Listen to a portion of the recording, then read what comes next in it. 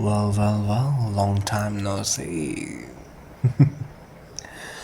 Welcome back to the writing words और मैं हूं आपका होस्ट दर्शन और आज हम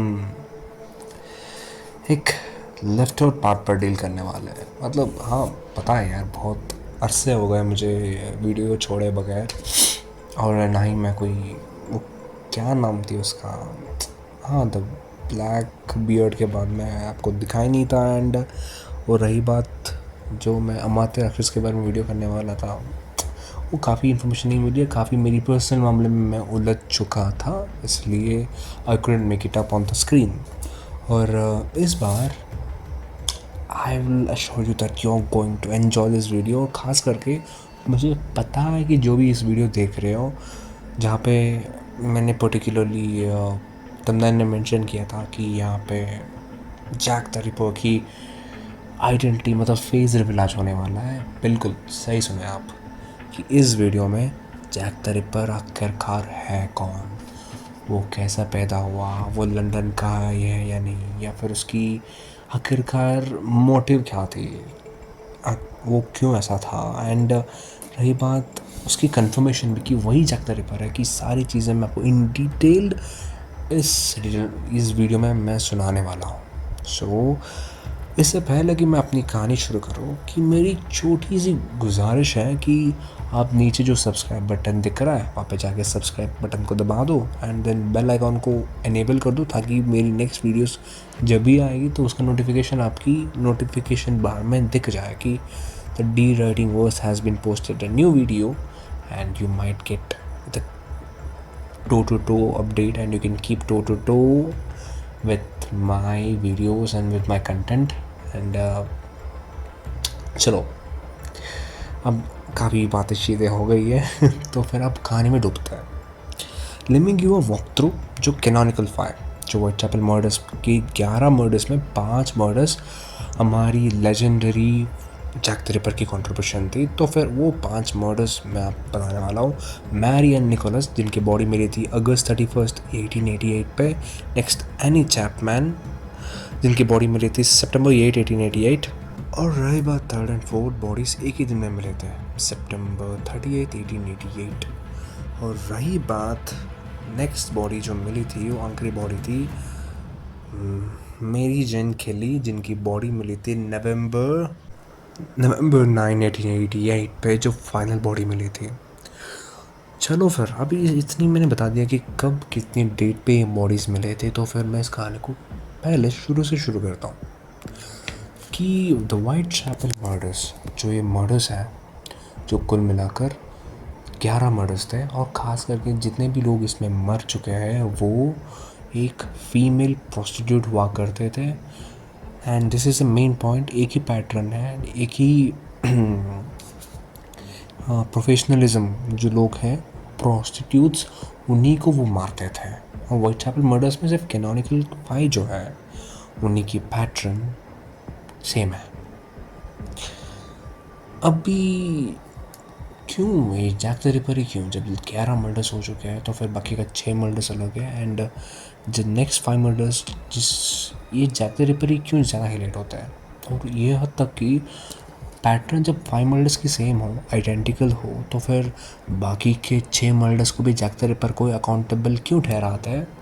and I will let you know each point in this video, तो ध्यान से सुनना मेरे मित्रों। चलो मोदी जी के स्टाइल बंद कर देते हैं and let's go to the main point. File canonical 5, ये 5 मर्डर्स वाइट चैपल मर्डर्स की एक हिस्सा थे, और जिसको शुरू जैक द रिपर, जो उसकी ट्रेन नेम थी उस किलर की, उसने शुरू किया था। और उसने खुद अपने आप को लेबल कर चुका था कि जैक द रिपर। वैसे जब रिपर की बात सुनती है तो हमें क्लॉस मैगल्सन स्टेफन सॉल्वेटर को जो रिपर करके जो बुलाता था वो बहुत याद आती है। बट लेट इट बी, ये हमारे रिपर अलग है, वैम्पायर नहीं है। So let's come to the Jack the Ripper वाली पार्ट पे। सो जैक द रिपर की कहानी कैसे शुरू हुई, तो अगस्त 31, 1888 इस डेट पर मैरी एंड निकोलस एक फीमेल प्रोस्टिट्यूट उनकी बॉडी मिलती है 3 हिस्सों में, मतलब उनकी सर और उनकी कमर और बाकी का बीच का बॉडी 3 हिस्से में काटे चुके हैं, और इस म्यूटिलेटेड बॉडी काफ़ी गंदा तरीके से दिख रहा है। इतना तो पता चलता है कि बॉडी 31 को मिला है, मगर कत्ल अगस्त 30 को ही हो चुका था और रात में हुआ है। This pattern should be highlighted कि रात में ही सारे मर्डर्स होता है। तो ये जो मर्डर थी कि उनकी बॉडी का खास करके उन 3 हिस्सों पे, गर्दन पे काटना और कमर पे काटना, जिनसे बॉडी की ब्लड ज़्यादा फ्लो होती है और तुम्हें उस जगह पर चलना नामुमकिन लगता है, तो फिर वहाँ पे रिपेयर तक नहीं हो सकती। अगर इनफैक्ट बॉडी को किसी ने 1 घंटे के अंदर स्पॉट पे कर लिया फिर भी वो बचा नहीं सकते थे। तो फिर इसी स्टाइल सिर्फ एक डॉक्टर को, नहीं तो एक बुचर को, डॉक्टर मतलब वैद्य और बुचर कसाई, इन दोनों को ही पता होता है कि कहाँ पे जाने पे खून बह सकता है, पूरा खून को जिस्म से अलग कर सकता है।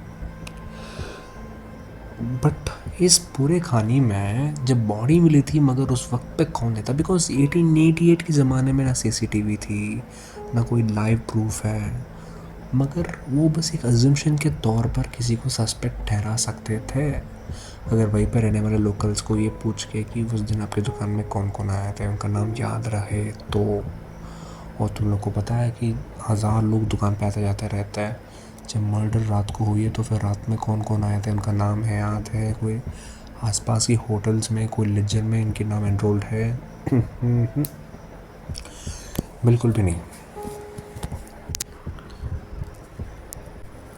इस मर्डर की जो फर्स्ट मर्डर थी मैरी निकोलस की, उनकी बॉडी की सस्पेक्शन किसी के ऊपर गया नहीं, बस केस चल रही थी।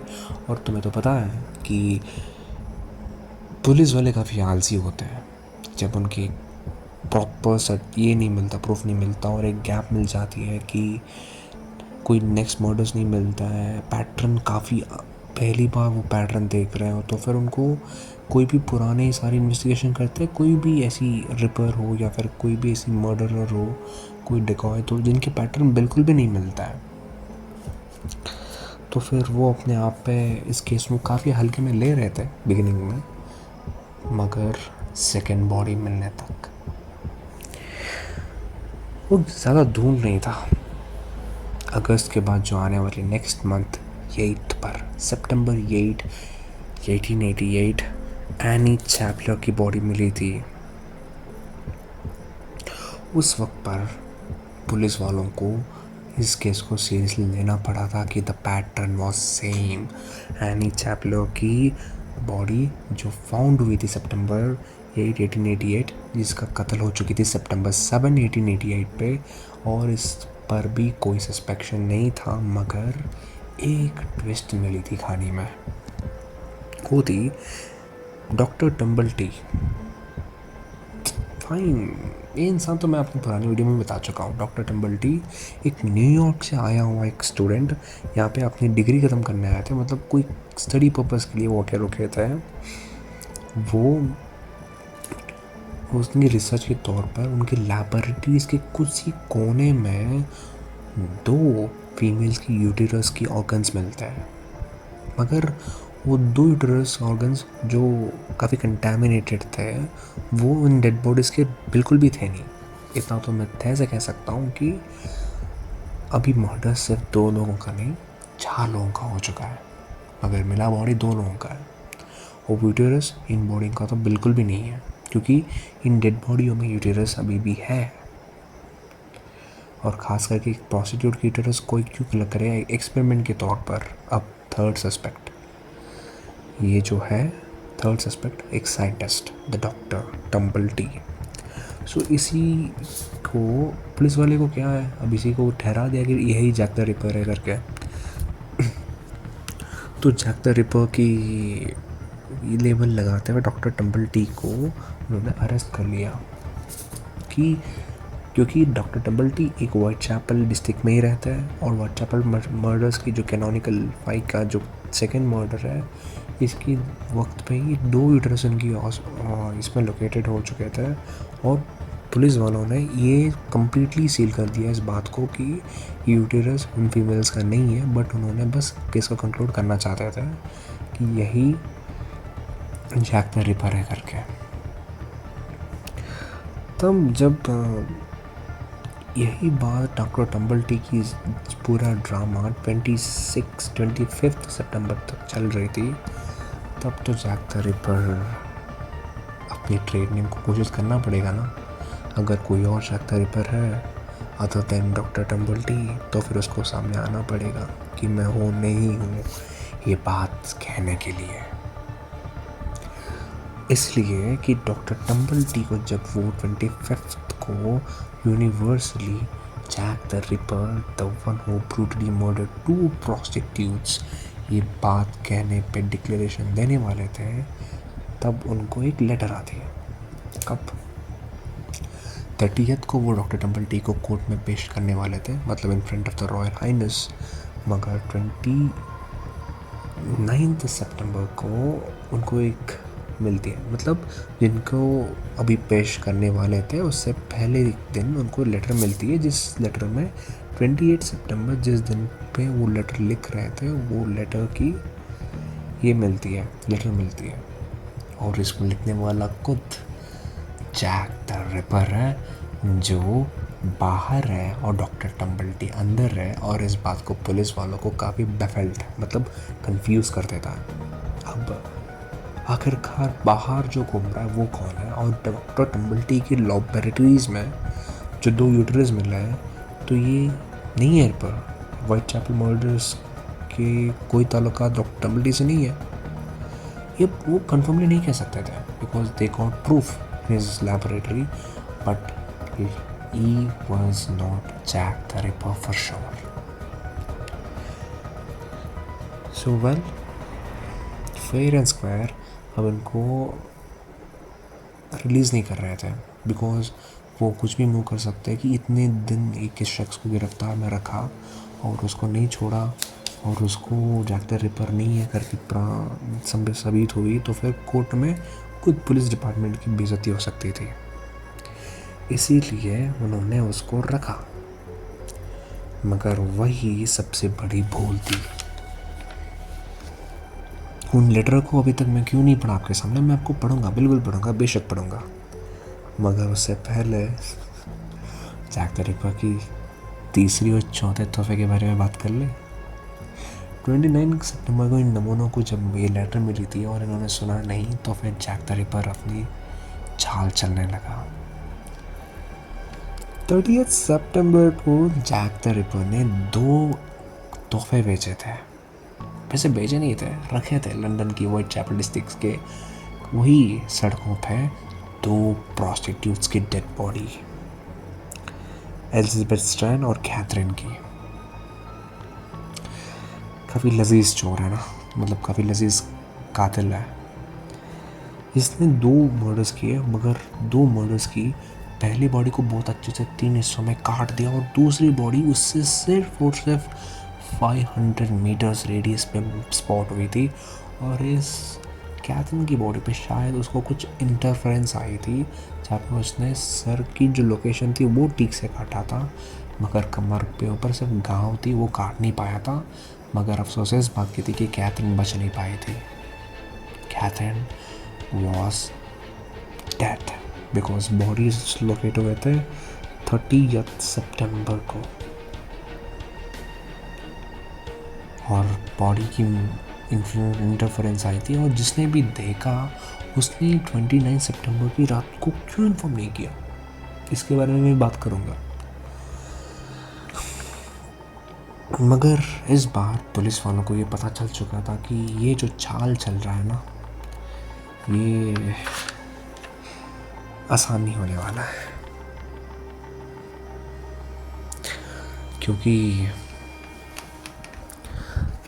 जैक द रिपर के बारे में अभी पूरा शोर मच चुकी है। जब डॉक्टर टम्बलटी को ये गिरफ्तारी से कोर्ट में हाजिर करने वाले थे, और बाहर ये जो जैक द रिपर की स्टाइल में 2 murders in a single day, now police didn't have any option कि डॉक्टर टम्बलटी को उनको रिलीज करना ही पड़ा था।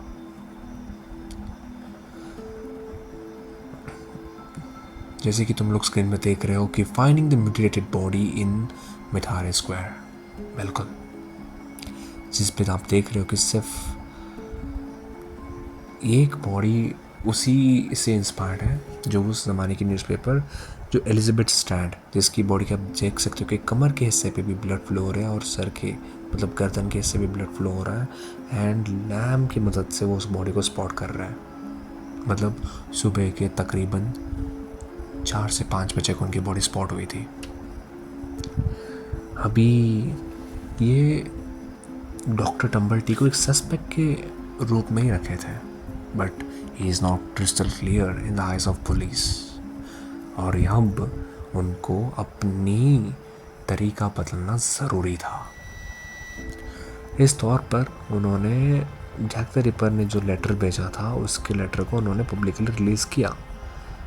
लेटर को पढ़ने से पहले अब मैं जैक द रिपर को कैसे उन्होंने डिस्कवर किया एक कहानी सुनाता हूँ, क्योंकि मैं लेटर उस वक्त पे पढ़ूंगा जब 5वें मर्डर के नज़दीक हम आएंगे, तब आपको सुनाऊंगा कि वो आखिरकार क्या पैगाम देना चाहता था। चलिए अब हम बात करते हैं कि जैक द रिपर की। अब हमारी फर्स्ट प्राइम सस्पेक्ट डॉक्टर टम्बलटीथ है, उनको हमने छोड़ दिया। तब आम तौर पर प्रोस्टिट्यूट्स और जो मैस्कुलिन ईगो रखने वाले इंसानों के उन्होंने ग्रुप इकट्ठा किया, जिनको औरतों से नहीं बनता है, फीमेल डोमिनेटिंग सोसाइटी होती है, जो वाइफ मर्डर किया हो या फिर किसी वुमेन को मर्डर करने वाले किए हुए लोगों का एक लिस्ट बनाया। कुल मिलाकर वाइट चैपल डिस्ट्रिक्ट में वो लोग थे 100 सस्पेक्ट्स, और उनको हर एक इंसान को सस्पेक्ट को स्टडी करना बहुत बेहद ज़रूरी थी। उनमें से कुछ लोग कत्ल किए थे, उनमें से कुछ लोग थ्रेटन कर रहे थे फीमेल्स को कि क्यों परेशान कर रहे हो, निकल जाओ, completely discriminating the females and feeling like they are the untouchables। उन सारे लोगों को इकट्ठा करके पुलिस के पास अब कुल मिलाकर 100 सस्पेक्ट्स की एक लिस्ट थी, और उनको हर एक सस्पेक्ट को इंडिविजुअली इंटरोगेट करना पड़ा था। मगर उनमें से किसी को भी ज़्यादा ये नहीं लग रही थी कि ये मर्डर कर सकता है या फिर इसका पैटर्न हो सकता है या फिर इसके पास कोई ख़ास वजह है।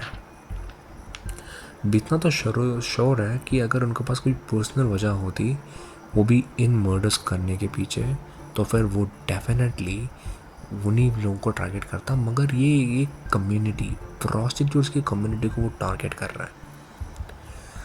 तब उनको एक हाईलाइट मिला कि प्रोस्टिट्यूट से किन किन को नहीं बनता, उनका लिस्ट बना है।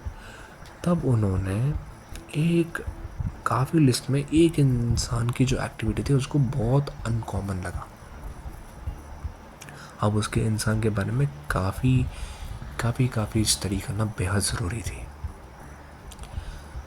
मतलब ये नहीं कि उसके अलावा जो बाकी के 10-15 लोग जिन्होंने कैटेगराइज किए थे प्रोस्टिट्यूट से कि हेट्रेड फैलाते हैं, तो फिर वो लोग कोई क्रिस्टल क्लियर नहीं थे, उनको भी इंट्रोगेट करनी थी। मगर अभी जो 15 की जो लिस्ट बनी थी उसमें से श्योर है कि इन 15 में ही कोई जैक द रिपर है। और जैसे मैंने कहा था कि फोर्थ रिपिंग पे जैक को कोई इंटरफेरेंस आई थी, इसलिए वो फोर्थ मर्डर पर उसके कमर को ठीक से रिप नहीं कर पाया था। क्योंकि अब मैं उसके साथ सुनाता हूँ। एक जीव्स की आदमी थी, उसने एक दूसरे जीव की पेंडेंट या फिर कुछ जो रिजेम्बलेंस थी उसकी, जो भी उसकी गर्दन को काटने के बाद उसके कमर काट रहा था ना, उसकी रिजेम्बलेंस देखा उसने कि ये भी कोई जीव्स किसी का मर्डर कर रहा है। तो वो वहाँ से भागा, तो फिर उसके पीछे जैक भी भागा था, और शायद पता नहीं क्या हुआ। उसने कहा कि पुलिस के इंट्रोगेशन के तौर पर जब वहाँ पे लोकेलिटी के लोगों को स्पॉट किया गया, उस इंसान को भी पूछा गया कि फोर्थ मर्डर तुमने देखा था? हाँ देखा था। कि तुम्हें किसी पे शक है? उसने बोला हाँ मैंने एक इंसान को देखा था, बट मैं ठीक से नहीं बता पाऊँगा कि वही है। अंधेरी थी, सिर्फ लैम्प की रोशनी में मैंने कितना क्लियरली देखा मुझे ये नहीं पता है। उसकी स्टेटमेंट क्लियर नहीं थी, मगर एक शख्स को लेकर वो काफ़ी पॉसिबिलिटीज़ दिखा रहा था, ऑड्स दिखा रहा था।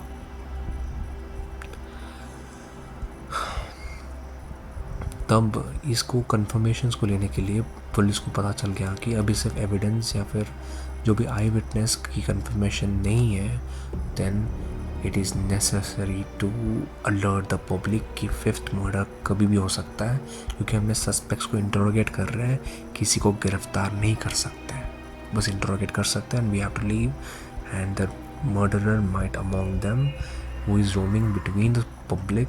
एंड इस बार हो सकता है कि 4 मर्डर्स ने प्रोस्टिट्यूट्स का ही किया हो, मगर हो सकता है किसी और की जान नुकसान में आ जाए। अब पुलिस बिल्कुल भी रिस्क अफोर्ड नहीं कर सकती थी आफ्टर दिस 4 मर्डर्स। तो उन्होंने जैक द रिपर की जो लेटर थी उसको पब्लिक कर दिया गया। अभी स्क्रीन में आपको वो लेटर मैं आपको दिखाने वाला हूँ, जो लेटर उसने डॉक्टर टम्बल्टी की गिरफ्तारी पे लिखी थी। इस लेटर में मैं आपको डीपली क्या पढ़ूँगा, आपको मेरी पहली वाली वीडियो में मैंने बहुत अच्छे से पढ़ लिया है, तो you can listen to that complete this जो भी प्रोटोटाइप उसने भेजा था इस लेटर के, तो उसका मतलब मैंने समझा के रखा है। बट इन शॉर्ट मैं आपको बताऊंगा कि इसमें आखिरकार वो क्या कहना चाहता है, जैक हमसे क्या कहना चाहता है। डियर बॉस, जब मैंने इस लेटर को डिकोड किया तो मुझे एक बात काफ़ी साफ साफ पता चली कि डियर बॉस का मतलब होता है पब्लिक, कि वो पब्लिक को ये बताना चाहता है कि पुलिस वाले काफ़ी बेवकूफ़ हो चुके हैं यार। देखो वो सब तो छोड़ो, मैं अपने कर्तव्य को दिखाते रहूँगा, एंटरटेन करते रहूँगा, और ख़ास करके मुझे जो ज़रूरी है वो मैं बेशक करते रहूँगा। और रही बात कि मुझे रोकने का कोई प्रयास पुलिस के डिपार्टमेंट कर रहा है, बट उनसे हो ही नहीं पाएगा।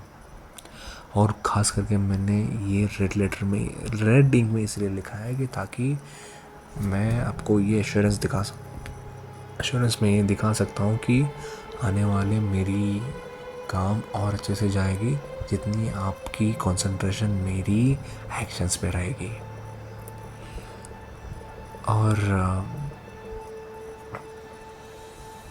ये कह सकता हूँ कि जो मेरी ट्रेडमार्क जैक द रिपर, मैं किसी और एरे गेरे सस्पेक्ट को नहीं देना चाहता, क्योंकि जैक द रिपर की एक अपनी ही काम है, अपनी तरीके है, तरकीब है, और मैं किसी झूठे गोटे इंसान को ये क्रेडिट देना नहीं चाहता हूँ। इसलिए मैं खुद की ट्रेड को बयान कर रहा हूँ, क्लियर कर रहा हूँ कि मैं जैक द रिपर अंत में ये कहना चाहूँगा कि मैं अपने काम बहुत अच्छे से करते रहूँगा। अगर मुझे लक साथ दे तो मैं अपनी काम और बेहतर तरीके से कर सकता हूँ। Your truly Jack the Ripper. और इसी ट्रेन ने को अपने दिखा दिया कि मैं अलग हूँ, मैं कोई डॉक्टर टम्बल्टी नहीं हूँ। सो इसलिए इसको पब्लिक को लीक करना पड़ा। बट अगर पब्लिक इस बात से पैनिक थी इस लेटर को देखते, और उसने एक फेडेड रीडिंग में ये लिखी थी कि मैं इंक से रन आउट हो रहा हूँ, मतलब मेरी इंक ख़त्म होने पे आ चुके हैं, इसलिए मैं यहाँ पे लिख रहा हूँ कि इन नमूनों को, मतलब लंदन की पुलिस डिपार्टमेंट को लगता है कि मैं कोई डॉक्टर हूँ, मतलब कुछ भी बोल रहा है। मैं बस इतना गुजारिश करना चाहता हूँ कि मेरा ट्रेड नेम किसी को भी ना दे। अब चलो इनसे मिल लिए, इस चेहरे को बहुत अच्छे से देख लेना। इनका नाम है एरॉन कॉस्मेंस्की। अभी तक मैंने जैसे बताया कि एक प्राइम सस्पेक्ट जिसको फीमेल प्रोस्टिट्यूट से दिक्कत थी, जिसने उनको डिस्क्रिमिनेट करते गया, अब्यूज़ करता गया, और उसी एक शख्स की शक्ल है ये एरॉन कॉस्मेंस्की। एक इंटरेस्टिंग बात बताता हूँ, ये लंदन का था ही नहीं। ये भाई साहब आखिरकार पोलैंड के थे, एक पोलिशमैन है। और इनकी बर्थ डेट मैं आपको बता रहा हूँ कि 11 सितंबर 1865 का है। और इन्होंने कोल्डवा पोलैंड में पैदा हुए थे और इनके पेरेंट्स थे अब्राम जोसेफ कोमिंस्की और मम्मा थी गोल्डा लुबिंस्का। लुबिंस्का वही था, बट आई डोंट नो कि प्रोनाउंसिएशन वही हो सकता है। सो इस इंसान के एक कॉमन फैक्टर है जो वो एविडेंस जिसने फोर्थ मर्डर को देखा था वो एक जेव्स था। उसने बोला था कि एक जेव्स थी, मतलब वो भी जो भी था वो एक जेव था और उसकी शक्ल में जानी पहचानी लग रहा है सर, जो आपकी सस्पेक्ट की लिस्ट में ना एक इंसान जिसकी शक्ल बहुत जानी पहचानी लग रही है करके। Okay fine. तो उन्होंने इसी को बहुत कॉन्फिडेंस में ले चुके थे कि that he is confirming it, but he wasn't. He said कि जानी पहचानी लग रहा है। और रही बात यहाँ पे कम्युनिस्ट की बात आ चुकी थी कि ये मेरी कम्युनिटी का बंदा है, तो मैं इसे अगर पकड़वाऊँगा तो फिर ऐसा लगता है कि जीव ही दूसरे जीव का ये कर रहा है, मतलब एक जहर फैला रहा है। जब इस बात को एरॉन कोमिंस्की ही उस दिन उस बॉडी को काटते हुए तुमने देखा था एरॉन कोमिंस्की को करके, जब उन्होंने हायर अप्स के सामने उस एविडेंस को पेश किया तो उसने बोला कि नहीं सर बिल्कुल, मुझे लगा था बस वो एक गलत फहमी थी। उसने ये कंप्लीटली कन्फेस नहीं कर पाया था।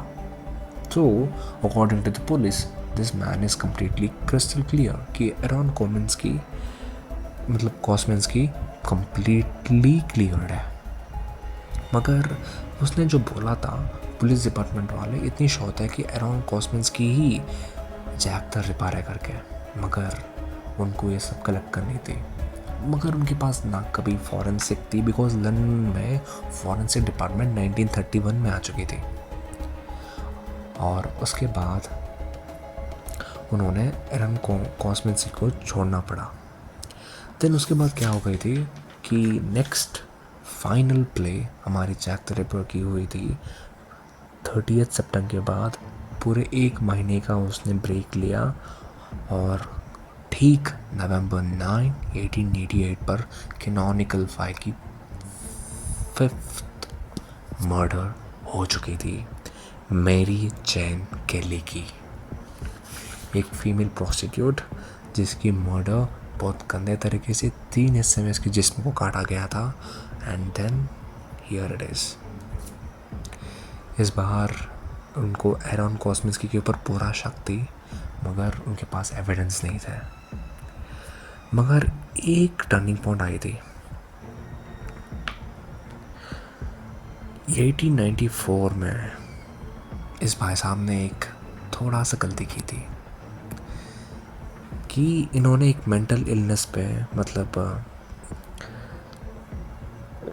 लेविस्टन हॉस्पिटल में ये ट्रीटमेंट ले रहे थे कि एक मेंटल इलनेस के लिए। मतलब इनकी बात है कि मूड स्विंग्स होती है, इनको औरतों को देखते ही गुस्सा चढ़ जाती है, और इनकी बहन की कुछ हरकतें जो उनकी फियांसे के साथ हो रही थी इनको बर्दाश्त हो नहीं पाई, या फिर किसी लड़के के साथ हो रही थी, उसको लगा कि ये कोई प्रोस्टिट्यूट के रिलेटेड साइंस है करके।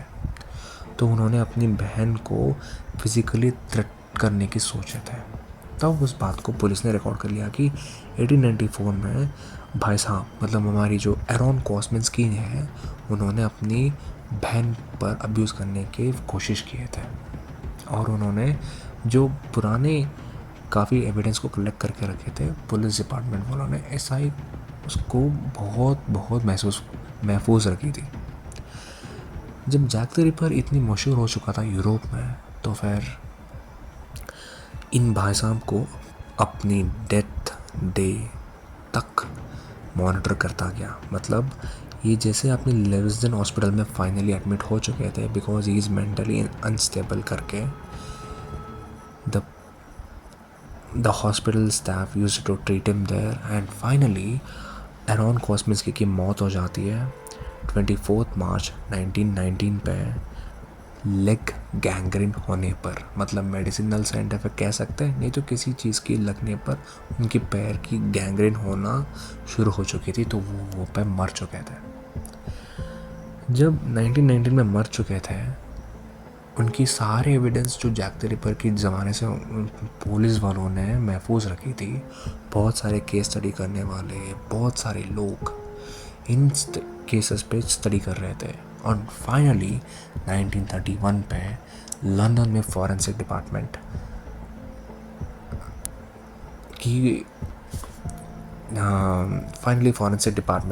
की इनाग्रेशन हुई थी। And first the most unofficially studied case was Jack the Ripper's case, जिस केस में जब डीएनए सैंपल्स को टेस्ट किया गया तब ये आ चुकी थी कि it was none other than Aaron Kosminski, the Jack the Ripper।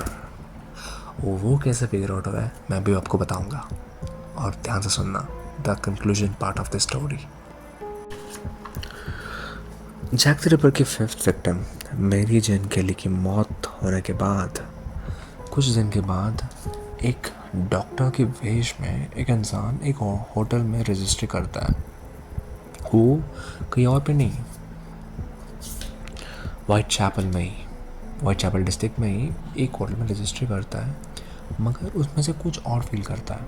उसकी मगर पोशाक तो डॉक्टर की है, हरकत नहीं, पेशाना नहीं, वो डॉक्टर तो बिल्कुल लगता ही नहीं है।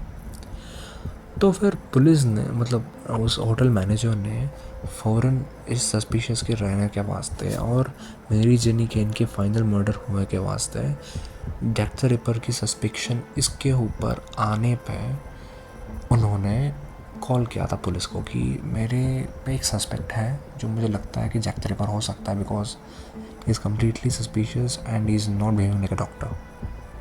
सो उन्होंने पुलिस को बुलाया एंड पुलिस इमीडिएटली एक्शन में थी because the fifth murder has been took place. तब तो उनको जैक द रिपर को पकड़ना था और एक छोटी सी भी चांस वो छोड़ना नहीं चाहते थे। शायद इस बात की भनक पड़ चुकी थी, पता लग चुकी थी कि manager has dialled for the police. जब पुलिस वहाँ पे आई थी तो फिर कमरे में कोई नहीं मिला था और रजिस्टर में जिसके नाम एंट्री हुई थी उसका नाम को कम्प्लीटली काटी गई थी कि वो उस इंक को रिमूव ना कर सकते थे because it's completely the ink is poured over the lecture कि आप कोई भी नाम नहीं दिख रहा है कि कौन था वो शख्स। मगर उस कमरे में एक ऐसी एविडेंस मिली थी जो एक डैगर थी जिससे बॉडी को काटा सकता है और उसके ऊपर कुछ ब्लड मार्किंग्स थी कि उसी डैगर से इन प्रोस्टिट्यूट्स की किलिंग हो चुकी है करके। दैन दैट वाज कंक्लूडेड कि it was Jack the Ripper's dagger. And fifth murder के बाद उस पैटर्न में दूसरी मर्डर हुई ही नहीं थी। एंड जैसे 1931 के फॉरेंसिक ने खुला एंड उस वक्त पे उस डैगर की जान की, तब पता चला कि the DNA sample was completely matching with Aaron Kosminski and he is the Jack the Ripper. So finally तब इस बात को हम कोई वो बंदा जो एविडेंस था उसने टेस्टिफाई नहीं किया उस वक्त पे, इसी बात से अब तक इस बात को इन एविडेंस के तौर पर फॉरेंसिक डिपार्टमेंट ऑफ लंदन ने बंद किया कि बस इस एविडेंस पे नहीं, क्योंकि कन्फेशन पे उस बंदे ने कहा कि हम इस पे ही कम्प्लीटली ब्लेम नहीं डाल सकते। एंड अभी एरॉन कॉस्मिंस्की की मौत भी हो चुकी है तो फिर we can't completely say that Aaron Kosminski is Jack the Ripper कि 99.2% पे हम कह सकते हैं कि Aaron Kosminski is Jack the Ripper, but still there are 0.8% of odds that says that Aaron Kosminski is innocent and is not Jack the Ripper.